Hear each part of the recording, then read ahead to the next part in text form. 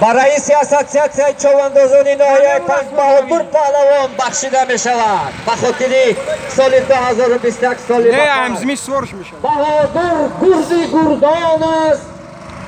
بهادور گردی گردان است. یکی از بهترین چواندازان است. سربلند باشید بهادور پهلوان.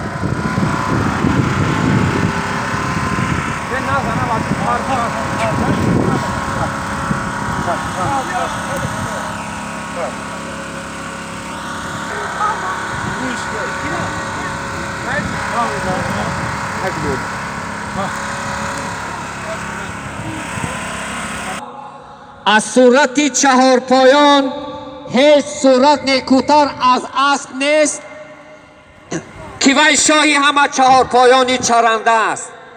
برای تصدیق فکرش عمر خیام حدیث رسول علیه سلام را می آورد.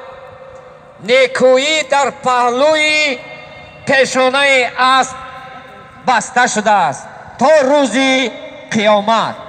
سلامت باشین هموطنان عزیز. خوش آمدید مهمانانی خیلی هم دور و نزدیک معرکه امروزه مردم سربلند دهه آتشپر. عبدالرحمن ندیدی؟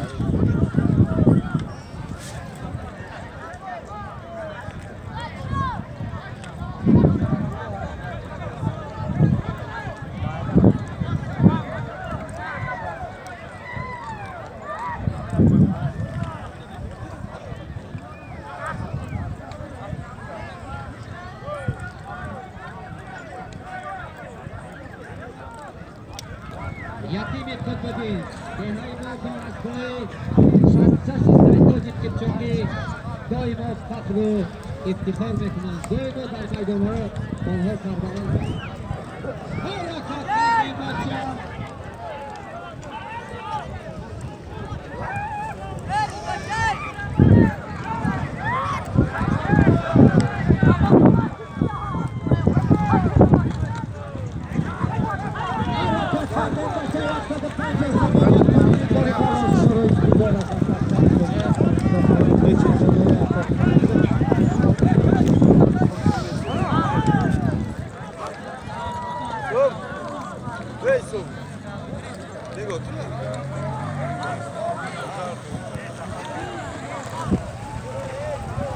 Thank you.